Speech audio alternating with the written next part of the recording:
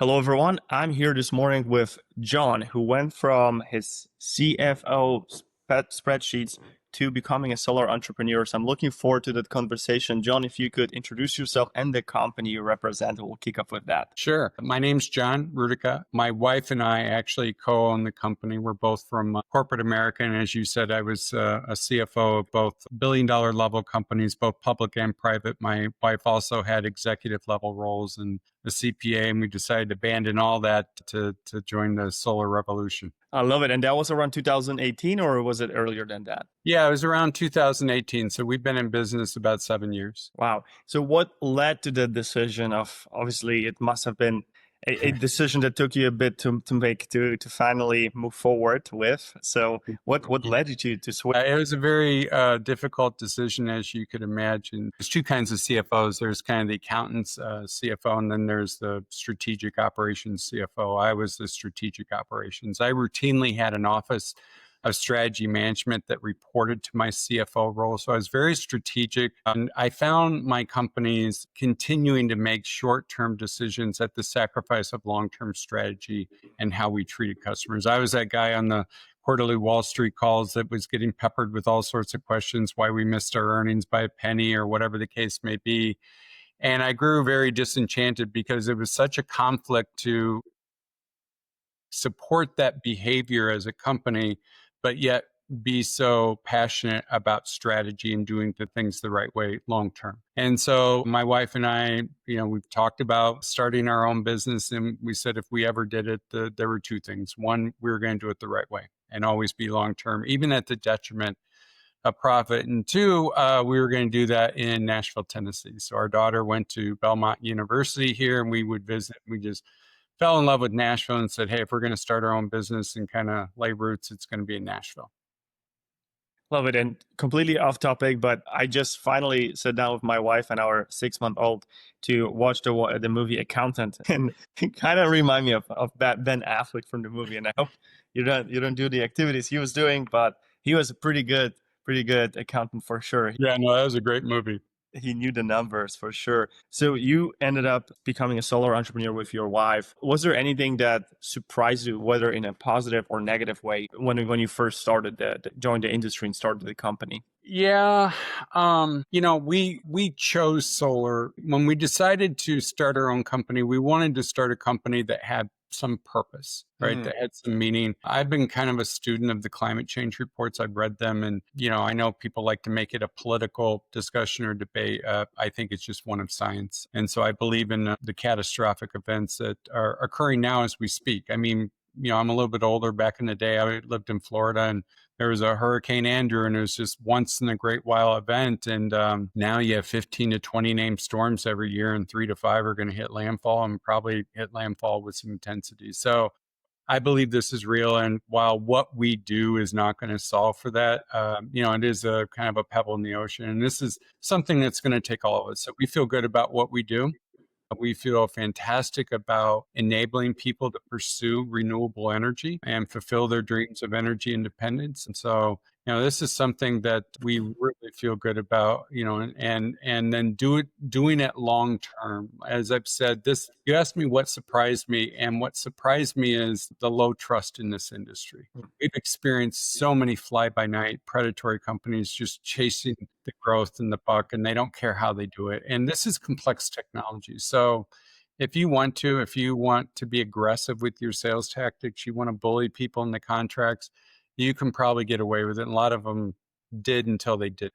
And we've saw a lot of those companies crash and burn, go bankrupt, be literally closed down by the Attorney General's office for their corrupt business practices. And so, while I always say that's good and bad for us, the good is it's pretty easy to compete against that if you have integrity, honesty, and transparency. The bad is you kind of get drugged down with the crowd, so to speak, right? You're starting from a point of little to no trust. And since we started this company, everything we have done, our differentiation, how we sell to the customer, even the accreditations we have, it's all about, and I call them trust chips, throwing trust chips on the table, because if I were making this investment, and our systems are expensive, We, not to go into a long story, but our program is such that we integrate batteries with 98% of our residential design. So it makes the system more expensive. Our average price of a system is about $80,000.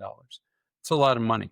A lot of money to invest in technology you don't readily understand. We feel it's really, really important for that person to trust us 150%. In fact, I tell our customers, if you don't trust us 150%, if you have any doubt, no, don't make this investment. It's too much money. It's, and there's a lot of things that have gone wrong in this industry, and I want you to be fully confident. So we put a lot of effort and activity on soliciting trust with our customers. The skepticism in the industry is still there from pretty much very beginning amongst the customers, people who invest into solar, whether on the residential or commercial side. But you reminded me, as you talked about it, of my first days in the solar energy or in the solar space, where I was going door to door after the installations were done in the morning. We had to start here around 5:36 because of how hot it is here, and by Right. noon you are pretty much melting up there, and you have to make your way down, because people were, I remember people almost pretty much passing out. We tried to wake them up on the roof so they don't fall off. But long story short, reminded me of those people that were walking door to door, and some of them I felt like they're coming from a screenwriting background from Hollywood, from LA somewhere, because they were so creative with how they sold solar and how they tried to, I don't want to say trick a homeowner, but obviously a homeowner knowing probably 1% of what they knew about maybe Right. solar, how it works, how the systems works, the interconnection, all the process behind it. They knew nothing, and you show up at their door and you try to come up with such a creative way to essentially get them curious about it, and then sign a 50,000 page contract for 20 years, almost like a mortgage. In many cases, it's longer. It was Right. longer than mortgage that they had on the house. So it was quite interesting. So what have you implemented to stand out? And I read something about production guarantees as well. You've mentioned more energy independence with energy storage. What else have you implemented to really? So let me start with the foundation. It's interesting you talked about door to door, and what's actually dangerous about that is the people who go door to door, they actually don't know enough about solar and the technology of solar, particularly if you're incorporating batteries. It increases the complexity 10 times. So it's a bit dangerous because they say what they're trained to say, and they don't know if it's actually accurate or honest or not, mostly speaking. We don't have that model. I've never had that model. I don't have salespeople. I have an energy consultant. We start with a 45-minute phone call, and it's all about education. It's all about bestowing knowledge on that customer, giving them understanding of our program here in Tennessee, how it works, understanding their personal objectives, because every system we do is custom to them. It's custom to, their power bill offset that they would like. It's custom to how many days backup they would like, what they actually want to back up, and certainly custom to the actual installation application, whether it's a roof or a ground mount and such. So we spend a lot of time doing that, and never once do we try to sell them anything on that call. And then if they like what they hear and they want to go further in the process, then we do a design call. And that's when we collect a power bill, all 12 months, and we collect a power bill and we do a design and have a price estimate. And even then, that's not at their home. That's a video conference. I don't like and don't tolerate pushy sales tactics. That's not the way I would want to be sold to for a $1,000 investment. So we have this silly tagline, we treat you the way we want to be treated. And what I mean by that, we treat this investment in solar as if it were our own. As if it were our house, the solar was going on and our money we were spending. And so we leave a lot of money on the table by tailoring a system that is much more right for the customer as opposed to a bigger system or more batteries that makes us more money. And so if that design call, if they like what they hear, then we actually do a physical site assessment. Now, you would think we're bringing out a contract, we're going to park our butt in their house until they sign a contract. We don't do that. We're actually out there just to validate the preliminary design we did and further educate the customer. And then we go away and we might tweak the design if we find something out there. And then we provide them an electronic quote for their consideration. And we follow up with them as obviously responsibly we should, and see if they have any questions, more insight. We'll spin different alternatives if they'd like and things like that. But never do we ever camp out in their home and use a lot of the cheesy tactics that the industry has employed. We want that customer to be 100% confident in their choice to go solar at the end. So, and you asked about some of the other things we do. It's interesting you brought up the white glove service. So we just came out with this. So at least in Tennessee, and I can't speak for all the industry, but if you think about what you're providing the production of solar. How does that customer know that the projection of the production of solar is actually going to be what they receive? And what happens if it's not? And so the industry shies away from providing a guarantee on that performance because they don't want the liability. We embrace it. And the reason why we embrace it is because I don't have salespeople, I don't have people that don't know what they're doing designing these systems. The person who designs our system is a master electrician. They're NAPSTEP certified. He's even a licensed commercial general contractor. So we use the best software in the industry, Aurora. So we have a very high level of confidence that the design we produce is going to produce what we tell them it will. And we're willing to, put our reputation and a guarantee behind that. And couple other things we do in that white glove service. And the first year is important because, like any company, we can make mistakes. We could lose sight of something or whatever the case may be. And the first year, we need to be diligent in identifying that if there's something that we didn't think through or didn't anticipate. So we do actually 2 production analysis, one in the 3rd month and one in the 12th month. And we provide that to the customer. The one in the 12th month is what's going to support that performance guarantee. Nobody else in the industry, at least in Tennessee, our area, is doing this. And to be honest, if I was making an investment in solar, 80,000, we have contracts routinely over 100,000. We've got a contract right now that we're working with a celebrity that's over 500,000. So if I were somebody making that investment, I don't know if I could do that unless somebody was willing to stand behind it in the way of a production guarantee. We also provide a lifetime craftsmanship warranty. Most in the industry provide 1 to 5 years. So we do everything we can, and I always tell people, the design is paramount, right? I could flawlessly install a bad design. I've given you a bad system. So the design is the foundation. The install, very important, but equal to the install in importance in the design is the service after that last check is written. Are we a company that are going to pick up the phone? Are we going to remedy their situation? Are we going to stand behind the projection and production that we made? Are we going to basically stand behind the product that we provided them? And so that's something very important to myself and my wife. As I said, we're co-owners, and it's kind of the root of the foundation of making sure we do this the right way. So first of all, speaking about the celebrity, he must be mining some Bitcoin or something with that, that system side. We're in Nashville, so our celebrities tend to be entertainers. I get it. All right, makes sense. And also, you said you don't camp at your customers' homes, our houses, and reminded me of a training that we went through back then that told us on which side of the table we should sit down versus the wife or the essentially decision makers, and then invite the wife if she doesn't want to sit down. So no, this was crazy. That's what got me really motivated to move up the ladder and get into on the other side, like more project management, later technology side of things, and that things, because that side of the business, because I couldn't do that. I wasn't meant for that.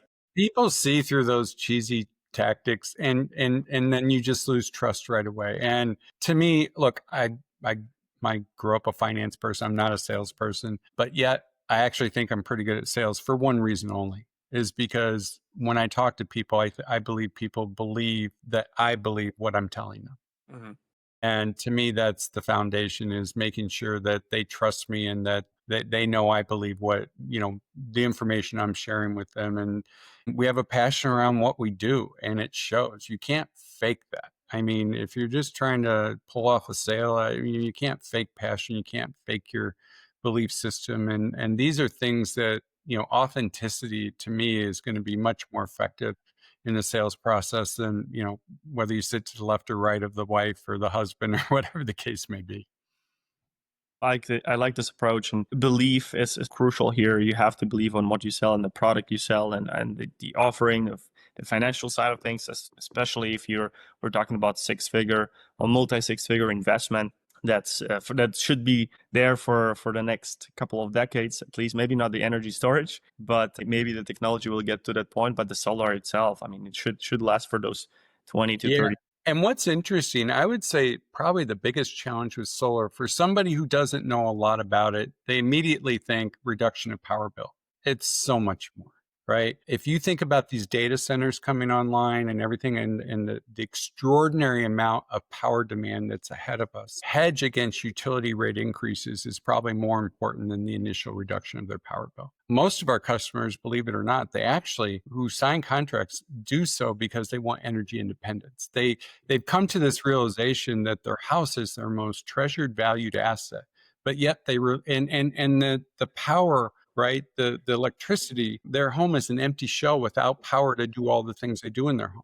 And they realize that they're relinquishing control of that power that supports their homes and all their activities to a utility for which they rent their power. And so now they're coming more and more to the realization that I'm going to own my home and I'm going to own my power and protect my home against, power outages. If you read some of the articles about grid frailty, grid vulnerability, I mean, there's FBI reports out there. Chinese are actively hacking our grid infrastructure.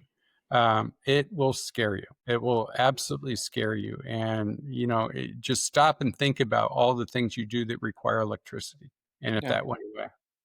So it's pretty daunting. So there's just so much more benefit. In fact, when you think about power outages and backup, what do people logically think about if they want to solve for that problem at the home? They think about generators. Well, generators, they're big footprint, they're noisy, they Very have to, noisy. and they run on, propane or natural gas, right? Not renewable energy. They don't last long. People generally don't maintain them. They don't even understand the maintenance of it, and so they'll end up replacing it again. The only time they actually think about a generator is when their power goes out. Well, with battery backup, these batteries will last 20 years or longer. There's no maintenance, there's no sound, there's nothing. And not only do those batteries provide you backup, but they provide you offset to your non sun hour consumption. Solar is so much more. And then, of course, we have some people who do this solely for the environmental impact. Believe it or not, a lot of elderly people do this, and they claim, "Hey, I'm doing this for my kids and my grandkids. It scares me to think, what they're going to be up against relative to climate change, and just trying to do their part, so to speak, in terms of contributing to the health of our planet." That's a big cause as well here. And you've mentioned energy independence. And I thought, what would be the easiest way to spread panic amongst homeowners or maybe even nations? If you turn off power for any household, especially a household with kids, I mean, our kids is not there yet, but older kids, for 24 hours, there would be so much panic because all of the devices die, the batteries die. There's nothing that they can spend their time with. It would be utter panic. And these, you think these scenarios aren't real or difficult to fathom. And just a side note, it's funny. I was watching, I don't know if you've seen the show with Arnold Schwarzenegger. It's called Fubar, I believe. It just started out the second season. And the first episode was about them thwarting basically terrorism to shut down our grid. In the US. I mean, these things, while it's a TV show, these things can be real. And you do any research on the internet and you'll find very credible report. I mean, FBI, Wall Street Journal, things of that nature that will talk about these threats. So you get a lot of people here in Tennessee, we got a lot of prepper-minded people who, are really trying to protect themselves, all the way through in terms of independence and not relying on the infrastructure grid for their power. Absolutely. Yeah. Education is the key here. I mean, we had customers, or I remember customers that the moment they got solar, doesn't matter the size, they thought they can get 2 electric vehicles, charge them at night, essentially do whatever they want, because now they will never ever pay again to the utility companies. So education is absolutely the key here. Oh my gosh, you hit on something. It's so funny. Like, we try to tell customers, solar is not a get out of jail free card to just flippantly use power, the way you want.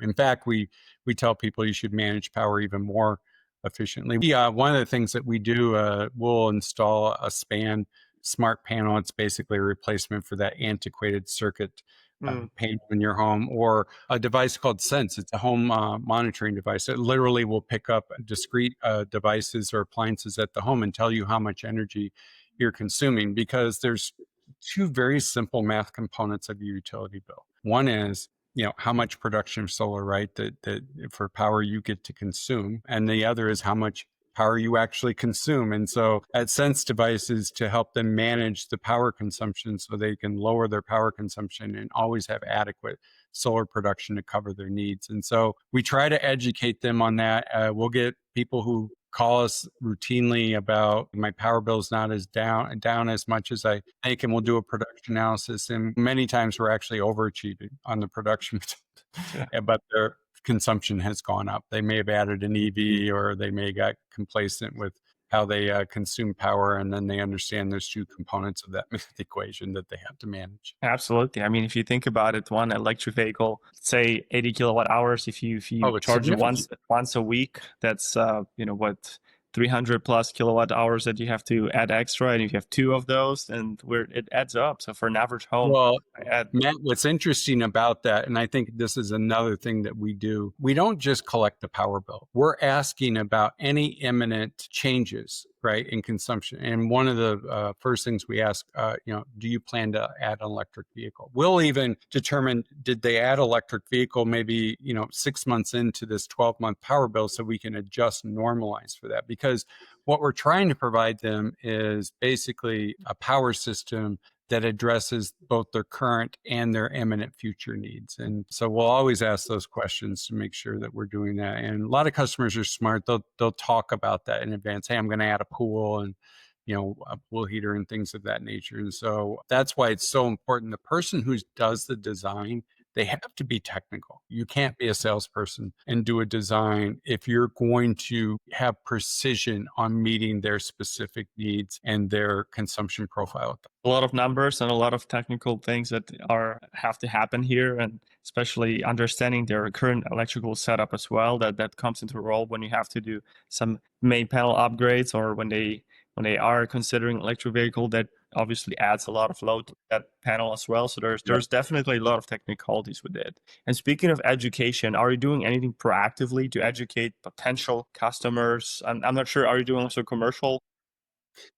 We do commercial too. We're probably more heavily leaned on residential, but we do commercial as well. In terms of the education, what's interesting about that, when you first start a company, right, and I'm not a marketing person. So that was one of the gaps that we had in terms of knowledge and understanding how to do marketing right. And we do, like everybody else, we do social media ads. And what I realized that is not really effective.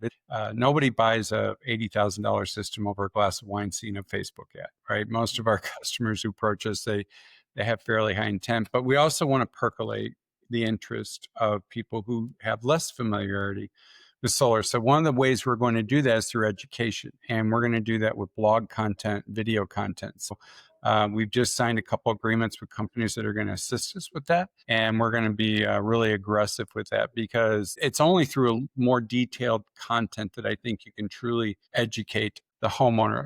The conversation we had earlier about solar is so much more than just a reduction of your power bill.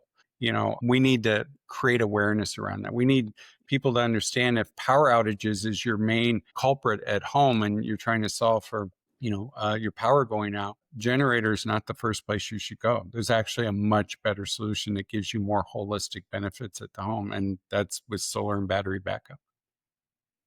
I agree on that. And I'm surprised that not too many solar companies, at least from my experience, aren't using like weekly or monthly webinars. Maybe that's a good idea to invite homeowners in that area to join from the comfort of their home to a live webinar where they could ask questions, but essentially maybe even do a little bit behind the scenes of how the designs are made. If you have someone, perhaps once every 2 months, you have a technical person or person responsible for the designs doing those webinars to show them a little bit behind the scenes of, hey, this is how we decide, these are the codes that we have to follow, the electrical codes, and there's fire department codes that we have to abide as well. And It's interesting you say that, because part of our video strategy, the person who does our designs, he's actually the president of our company. He's a master electrician, and he's actually going to do kind of a whiteboard series of all the different components of and break them down in kind of 101 Dick and Jane fashion, that people can understand readily. So we're kind of slow to this. Our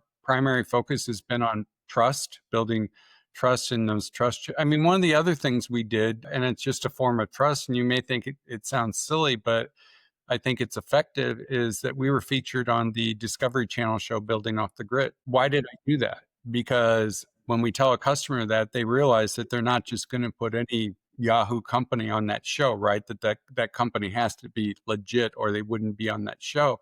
That was all about trust and credibility. And so we put a lot of focus on that, but now we have a strong foundation in that. So we want to now really start to expand on education and awareness with the customer. The other thing that we're going to do, I think you might find interesting, is we've had a strategy for a while, and we're now going to get much more aggressive with it, of diversifying ourselves with energy efficiency at the home and smart energy management. There's three things I believe wholeheartedly that a homeowner wants in regards to energy. They want energy efficiency, they want smart energy management at the home, and they want energy independence. And we're going to wrap all three of those into our diversified offering. And it's going to highly differentiate us because solar shouldn't be the first piece you start with. Solar is perhaps the most expensive piece in terms of attacking energy efficiency, if that was your primary goal. It actually should be the last piece. There's other things that you can do to reduce your bill by increasing energy efficiency and then fill the gap with solar, right? In a smaller system, because you've already done other things to reduce the bill and increase energy efficiency. So, and that's what I mean about being long-term. We would make more money with bigger solar systems, but we're going to do this in a manner that I think definitely serves the need of the homeowner much more effectively. And also the Sense smart meters are, you could use it to almost like gamify the process for homeowners, because even if they installed it before going solar, they could see where they're spending most of the, or consuming most of the energy, and then they would probably, I can only imagine, that would be a lot of like a game for them to find ways to lower that consumption, or maybe something that they didn't know, that they're Right. consumes that much energy every single day, and it costs them so much money, and they don't even benefit from it.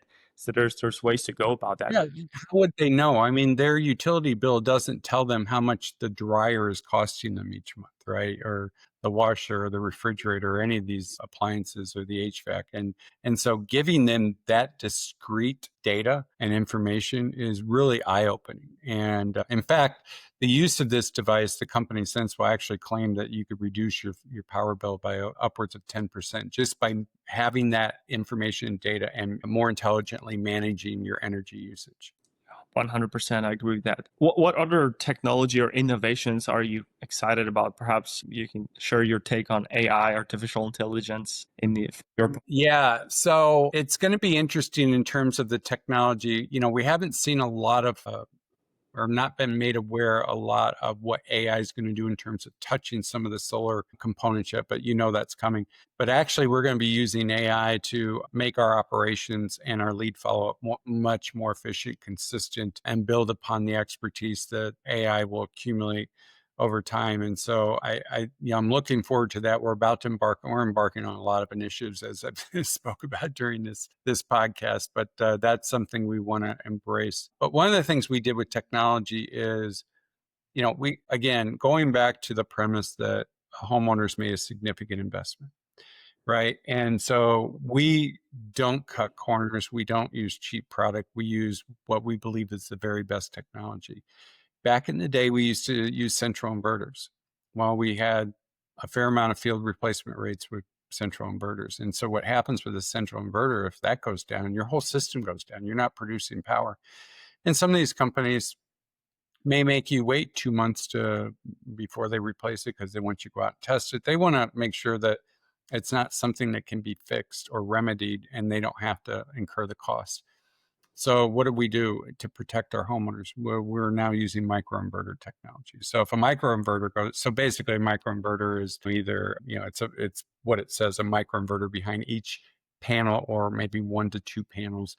And so if one of those devices goes down, your system's still producing power. So we're protecting our customer with that type of technology. The battery we use, Franklin battery, it works seamlessly with any generator on the market. So a lot of people actually like to couple solar and battery backup with a generator to kind of really shore up their protection of their home. So we pick technology that will seamlessly integrate, that component as well. So everything we do is about ensuring that the technology has the most advanced features, but the highest of quality and is adaptable in the future. We install panels that have a 30 warranty, 30-year product, 30-year parts and labor, and 30-year performance. Best warranty in the industry, and we couple that with our lifetime craftsmanship. So when a customer really takes the time to look at what we do after the install, after that last check is written, my hope and my intent is always that they have peace of mind that they'll be taken care of afterwards as well. I respect how you describe the customer journey from the very beginning until the solar is installed, and also beyond that, to make sure that you stay with the customer afterwards to confirm that the promises were made and then kept, and you Yeah, continue. we have a small service businesses just for non-customers, meaning customers have been abandoned by these companies that have gone out of business, or they don't pick up the phone, or they don't have the competency to fix their problem. And so we have a little small business unit just associated with other customers who chose other installers that weren't able to take care of it. Good idea. Definitely good idea. And I've done plenty of those calls as well, and found so many different faulty things that could be improved and save customers so much money because they didn't know that the system wasn't working or Right. producing enough, and months go by, and God forbid it's summertime, and like now here in the desert where you have probably 5 to 10x your average electricity bill during the Right. time because it's so hot. That's definitely a good idea there. Now, you have background in the corporate America world. You have the entrepreneurial background now. What advice would you give younger John if you Oh, could God. speak with him? Honestly, I would have gone down this path much earlier in my career. What I learned about business and, the different levels, the different jobs that I've done when in corporate America has been immensely invaluable. I mean, I couldn't manage this company the way I do without that experience and without that knowledge. I mean, I told you, I routinely had a strategy management office underneath the role of the CFO. So I think very strategically, and it's why we're as differentiated as we are. It's why we think so much about the customer. It's why we do so many of the things that we do. But I wish I would have done this earlier, because the other part of corporate America was the frustration of just seeing companies, as I said earlier, make short-term decisions at the sacrifice of long-term strategy and doing what's right by the customer and owning our own business. My wife and I, we get to do things the way we want. We get to treat customers the way we want. We get to treat employees the way we want. And if we want to lose money because we feel like we're doing the right thing by a customer or employee, we get the choice to do that. And that's very gratifying. And then, of course, we chose a business that I feel like has purpose. And I believe wholeheartedly in the product that I am delivering to a customer. Like, I don't ever think I've given something to a customer that they didn't need or wasn't going to benefit them. I feel fantastic about what I'm delivering to them, and maybe even more so in the future, depending on what happens with our grid and runaway utility rates and things of that nature. But yeah, I just feel much more gratified. I mean, it was great being a CFO and being at that level and all the things that come with it, but this is much, much more rewarding. I wanted to ask you a final question, but something came to mind. What was more stressful, being at that level of corporate America, big corporation, essentially job and career, or having your own business? Yeah, I think if I've never had this discussion with somebody and they ask that question, I think probably 90% of the time they would think it was being a CFO, being on that quarterly call with Wall Street and all the pressure that comes with this, but it's actually running your own business. Really? Yeah. Doing right by, I mean, we consider our employees our family. We consider our customers our family. And I routinely lose sleep if we have an unhappy customer. You can't avoid it. It's construction, it's complex technology, and we always, like any other company, we might make mistakes, and our manufacturers may make mistakes, but we treat them all as though it's our mistake, and from a standpoint of making it right. And it bothers me, and my wife tries to get me to not lose sleep over it, but I do. It's also gratifying though when we do provide remedy, or we have a customer that calls us up and just thanks us profusely, for the product that we delivered to them and what it's doing for their home and their family. And so that's what I love about this. But it's, yeah, I mean, a small business, making payroll, cash, all these things that come with it, especially in an industry that's low trust, right? Always trying to fight your way into that customer's heart that they can trust you. It's ongoing. It's never ending. And not to mention, and I didn't say this, but Tennessee's not a good state for solar. Really? No, because well, a couple reasons. We include batteries, as I've said earlier, which makes our systems more expensive. But yet our power rates here are some of the lowest in the nation. So the economics, the payback can be long. And so people who acquire solar here, who make that investment, generally they're pulling on all the levers: environment, lower power bill, hedging against future utility rate increases, but more so that energy independence, protecting their home and family. And so, it's a lot of activity to create that awareness and do it in a manner where it's genuine and authentic, not a sales gimmick, right? And that's why I said earlier, one of the gratifying things is all those things that we talk about with customers, I vehemently believe and in my heart and soul that we're doing right by a customer in that regard. And you said earlier that and I agree with that you can make everyone happy, especially in that type of business. And I remember having customers complain about how the solar looks after the installations. They didn't see that on the design well enough, or they couldn't imagine how the panels would look on their roof, and they don't like the aesthetics of it, or they don't like the caps at the end of the rails because they're a different color or the color they didn't want. So there was definitely some. That's a big deal. That's a huge deal. And one of the things that we do to overcome that objection, first of all, we're transparent. They see pictures, we actually describe the installation. So one of the things that we do that a lot of other solar companies do not do is that we install a black skirt around the front and the sides of the array.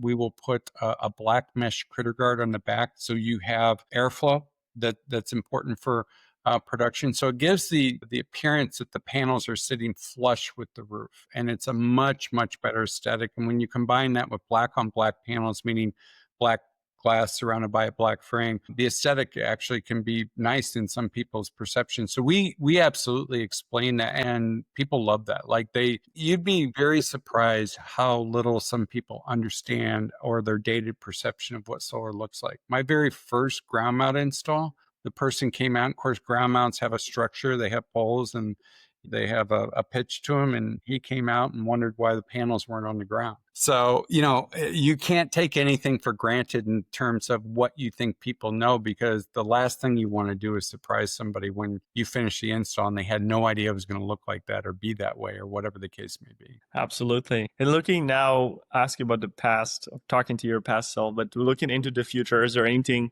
maybe a North Star for the company, for yourself, that you're excited about? Yeah, I talked about it a little bit earlier. We're going to expand with energy efficiency and smart home management and bring that all under one umbrella, because I believe very passionately that a customer wants all three of those aspects. I agree. And a reputable, trustworthy company that can deliver on all three is going to be highly differentiated versus individual companies that deliver on different components of that. And so I'm really excited to see how that is received from customers. And we're going to have a lot of activity creating awareness and marketing around that and letting people know that we're capable of doing that. And I think lastly with that, we've earned the right to do that. I mean, we have the reputation, the brand, the trustworthiness that people will want to obtain those different components from us alongside the solar. And with that, John, thank you so much for joining us today. It was a pleasure to host you and learn from you and hear your story. Thank you.